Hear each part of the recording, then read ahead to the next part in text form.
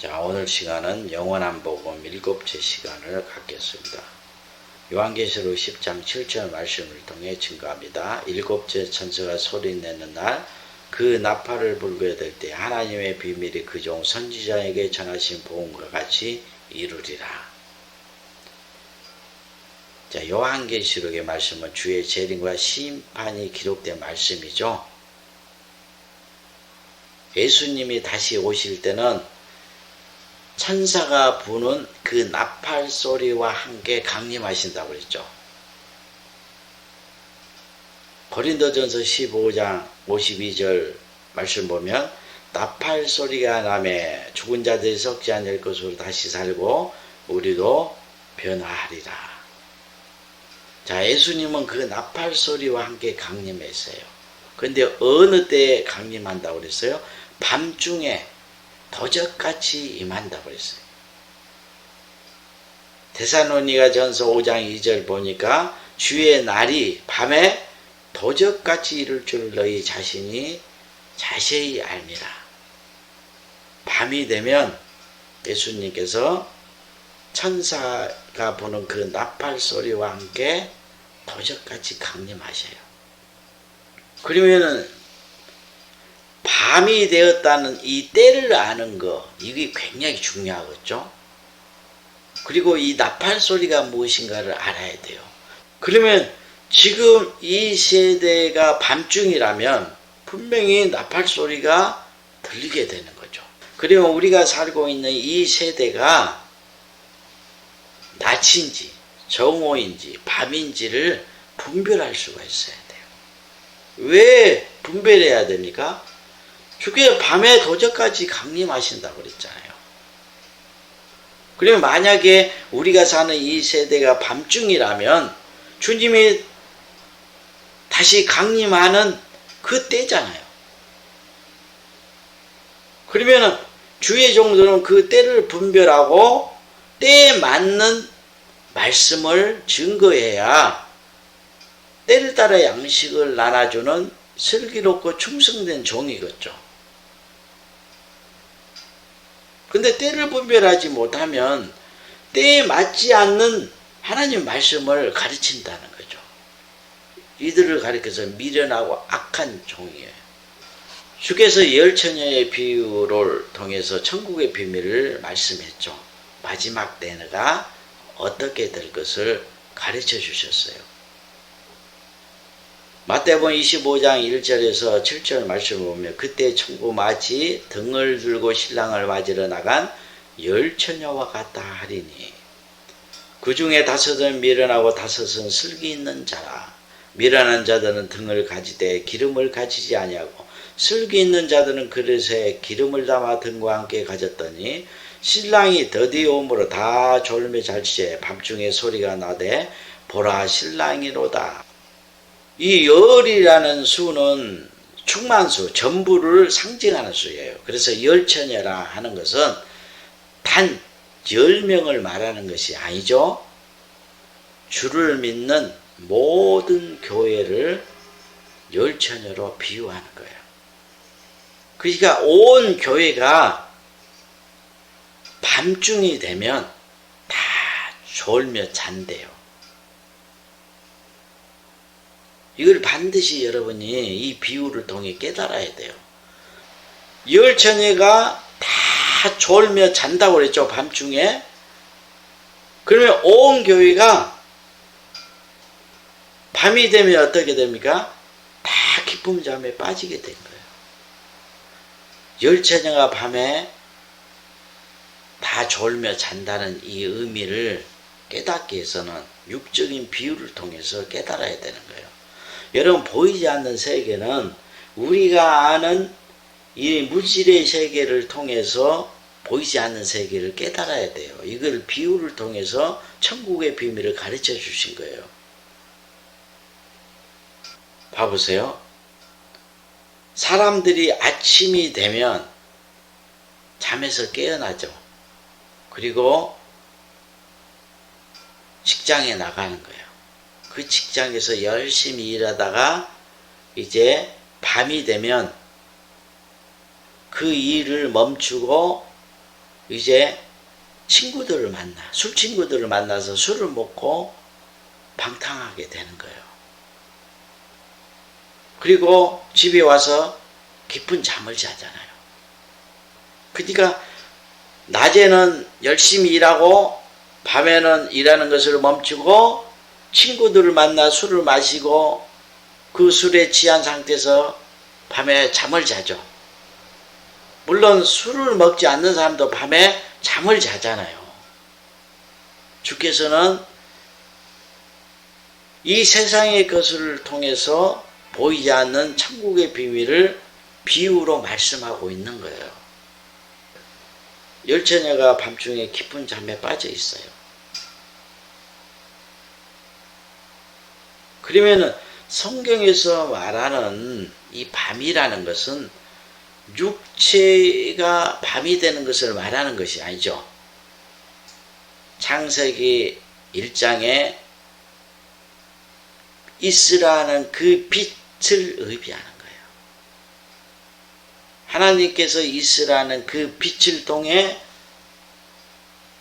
빛과 어둠을 나누었다고 그랬잖아요.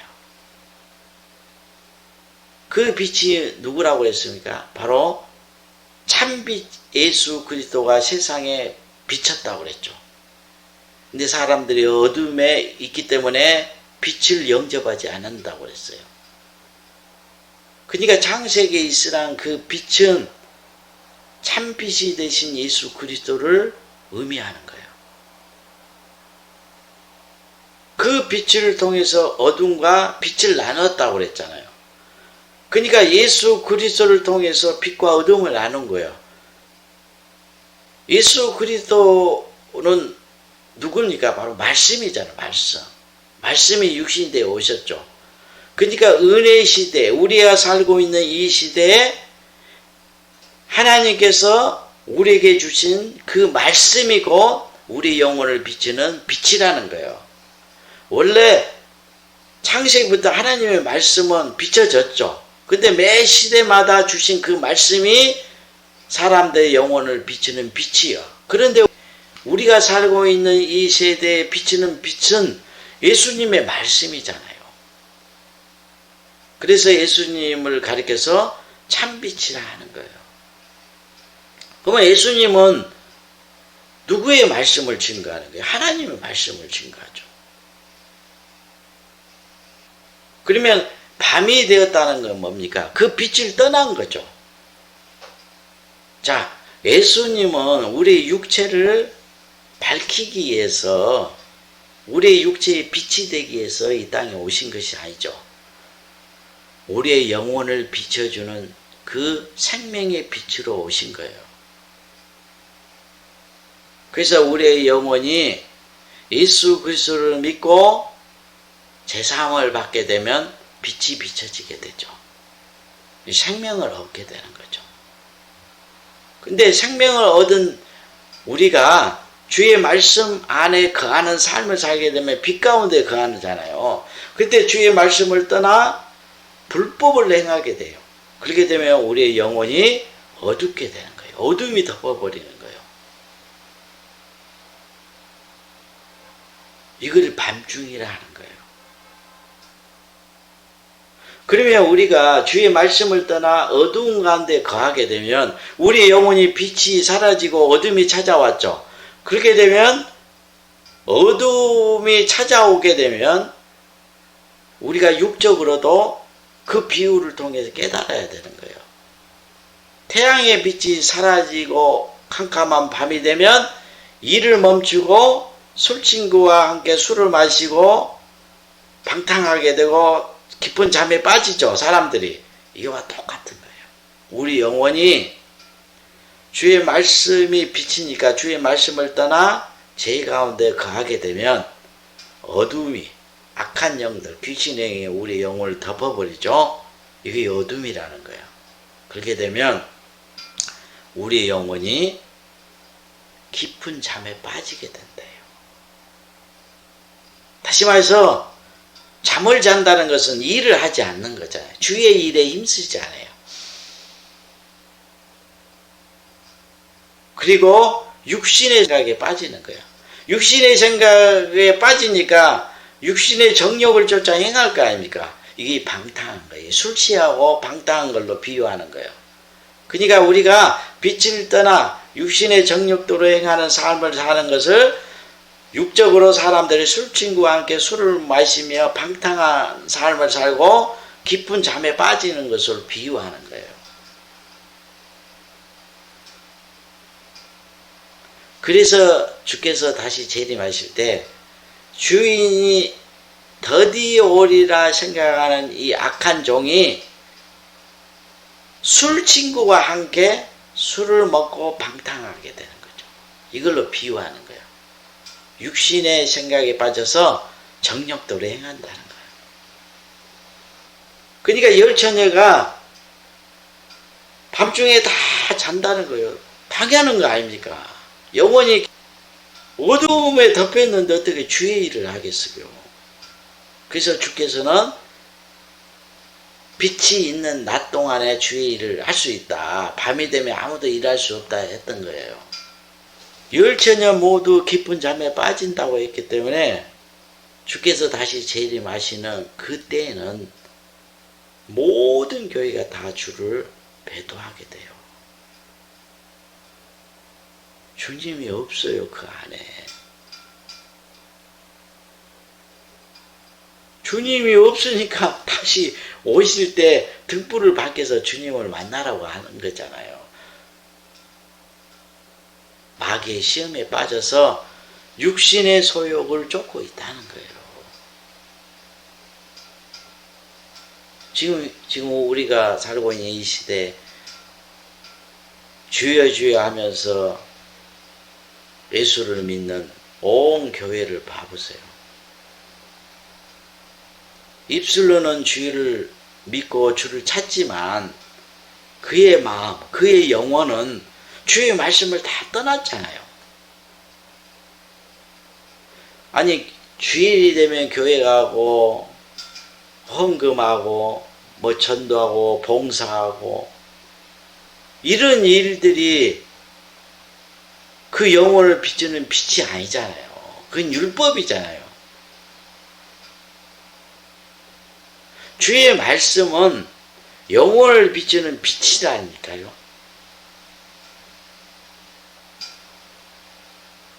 주의 말씀을 마음으로 영접해서 그 말씀 안에 거하는 삶을 할 때 우리의 영혼이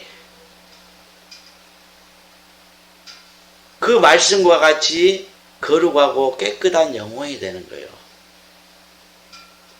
생각과 마음이 그 말씀과 같이 거듭나게 되고 새롭게 창조되는 거예요.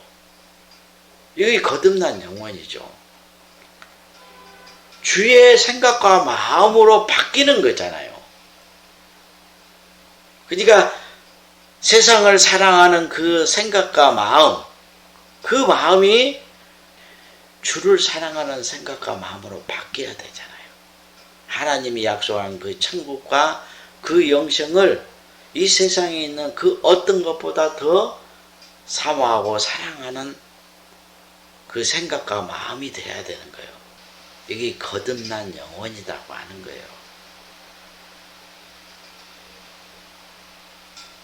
그런데 이 밤중에 신랑이 다 외치는 그 음성이 있다는 거예요.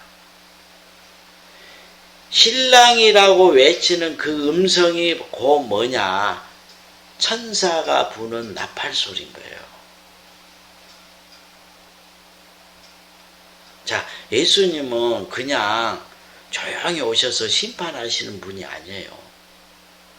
구약에서부터 하나님께서 심판할 때는 항상 선지자에게 하나님의 그 비밀을 보여주시고 그가 본 것을 증거하게 해요.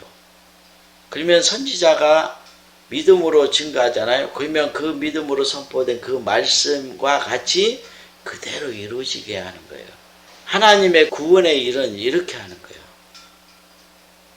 창세기에 하나님이 빛을 쓰라 하니까 빛이 있었고 하늘에 궁창이 쓰라 하니까 궁창이 있었잖아요.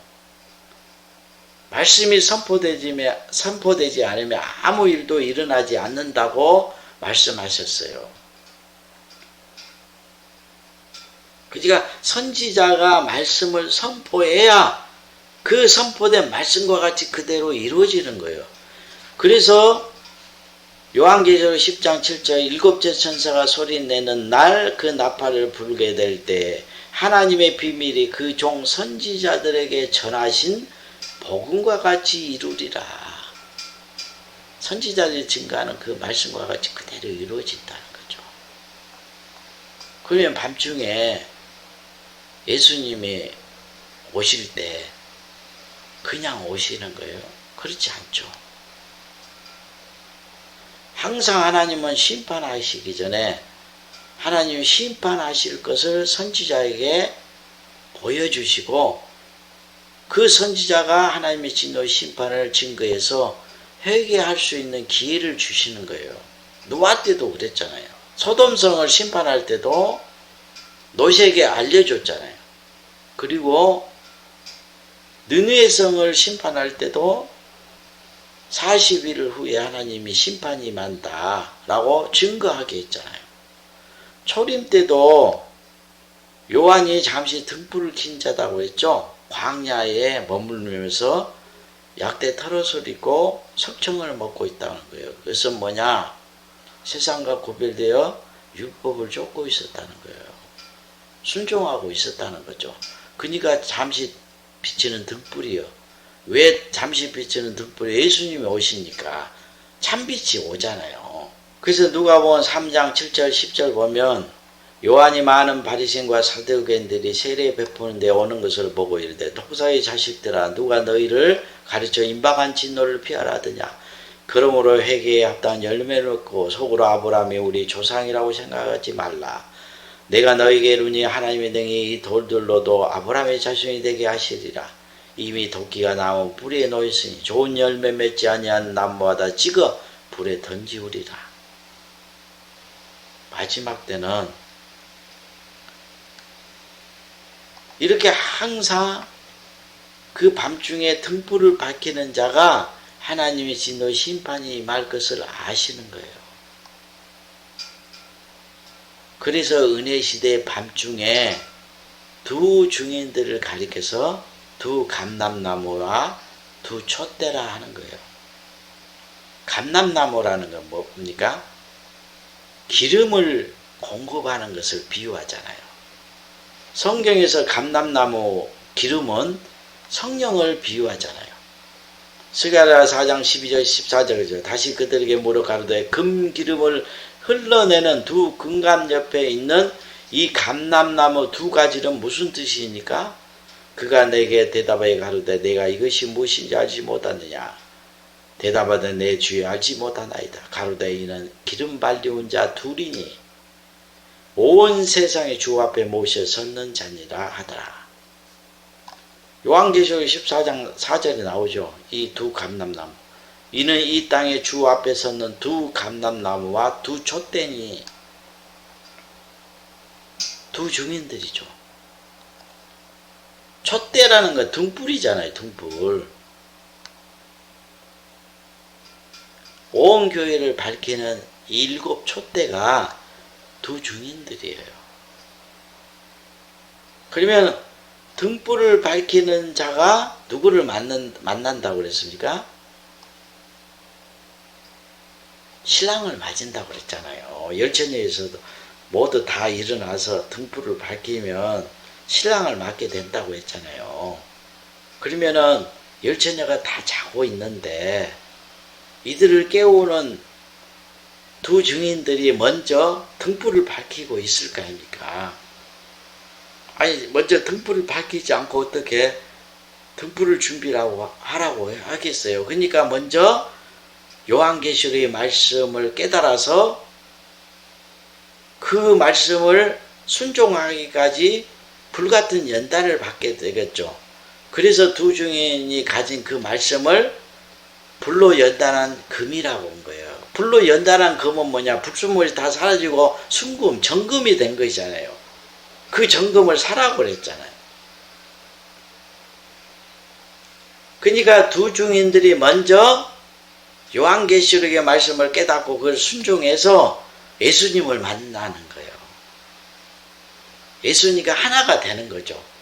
왜냐하면 계명을 지키면 주님께서 내 안에 내가 주님 안에 하나가 되어 있다는 것을 알게 된다고 그러죠.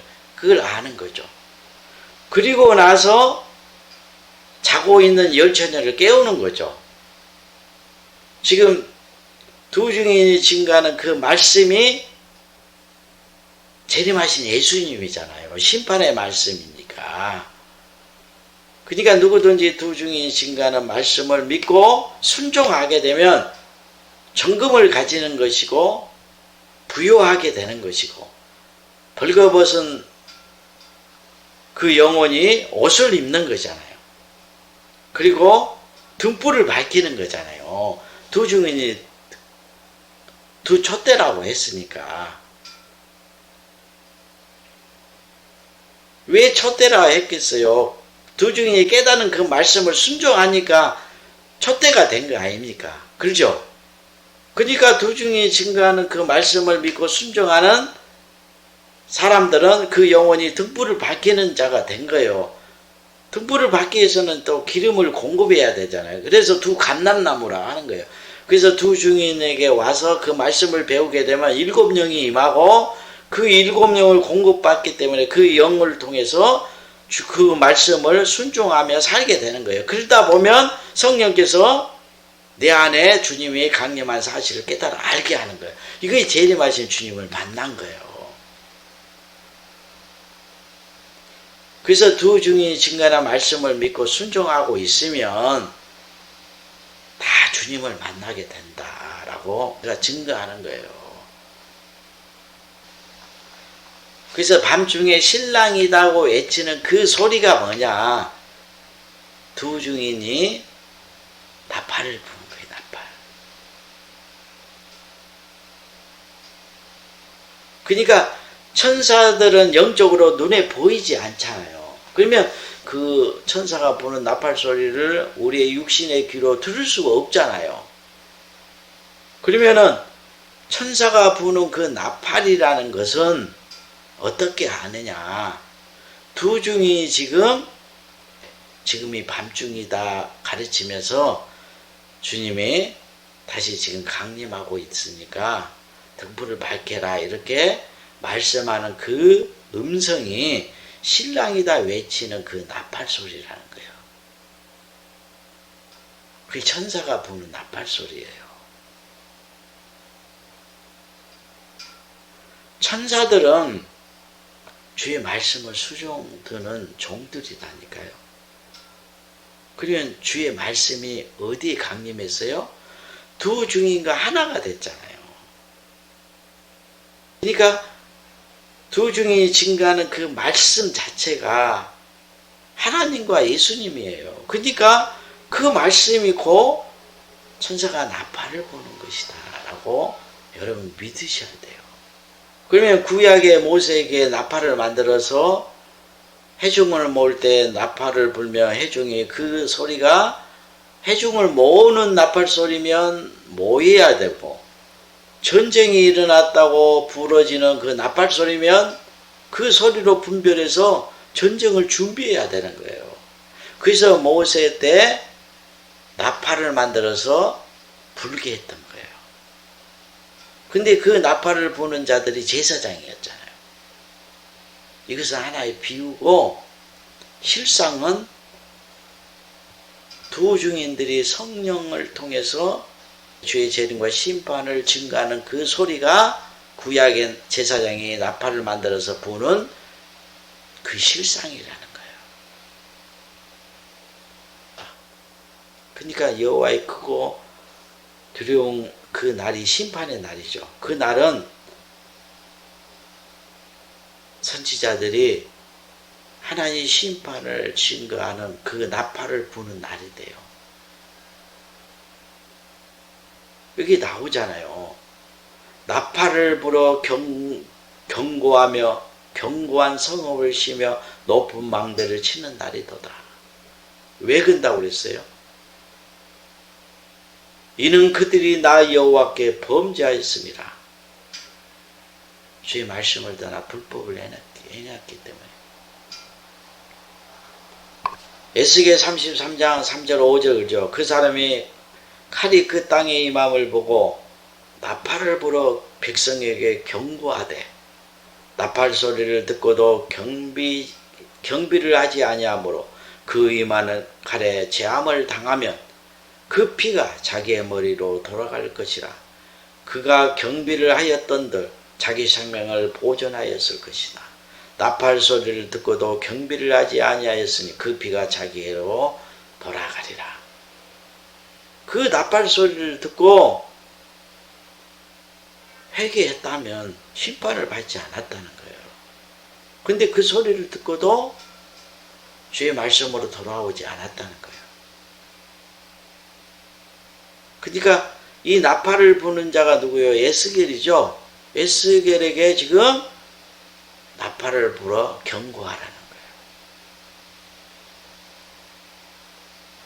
그래서 하나님께서는 반드시 심판을 행하실 때 나팔을 불어 경고하게 계신다. 그 나팔 소리는 요한계시록에는 7 천사가 나팔을 부는 것으로 기록했지만 그 말씀은 두 증인들이 증거하는 그 음성을 천사로 상징하는 거예요.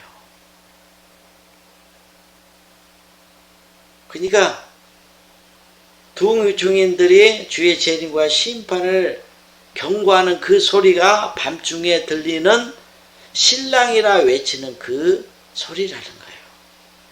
그러면 밤중에 신랑이다, 뭐 신랑이다 외치는 그 사람은 주께서 보냈을 거 아닙니까? 그러니까 신랑이다 외치는 거예요. 이게 주의 친구들이라고 하는 거예요. 주께서는 제자들에게 너희가 나의 친구다 그러죠. 보내는 거예요. 주께서 오실 것을 미리 아시고 외치는 자들이죠. 그러면 주님은 그 음성을 쫓아서 강림하시는 거예요. 그래서 나팔 소리를 쫓아 강림하시는 거다. 두 증인의 증거는 그 말씀과 같이 그대로 이루어진다. 그 말씀을 타고 오시는 것이다. 이게 구름을 타고 오신다 말씀하는 거예요. 그래서 두 증인의 증거는 그 말씀을 구름으로, 불꽃으로, 그리고 천사가 부는 나팔 소리로 비유하는 거예요. 여러분 이걸 깨달으셔야 돼요. 지금이 밤중인지 어떻게 할 수 있는 거예요? 두 증인들이 가르쳐 주잖아요. 그걸 믿으셔야 되는 거예요. 그걸 믿지 않으면 알 수 있는 방법이 없어요. 모르니까 다 밤중에 열처녀가 잘 거 아닙니까? 근데 신랑이라고 외치는 자가 깨우잖아요. 지금 밤중이니까 일어나서 자지 말고 등불을 준비하라고. 그래야 신랑을 맞을 수 있다. 이렇게 가르쳐 주는 거예요. 그러면 그 두 중이 증가하는 그 말씀을 믿고 순종하면 기름을 공급받게 되고 그 성령의 그 권능으로 주의 말씀을 지키면서 살 수가 있게 돼요. 등불을 준비하고 주를 만나기 위해서 준비하고 있는 그들에게 찾아오시는 거예요. 등불을 준비한 자에게 찾아오신다고 분명히 기록했잖아요. 주님은 그 말씀대로 마지막 때 심판하는 거예요. 그럼 말씀을 쫓고 있으면 심판을 받지 않죠.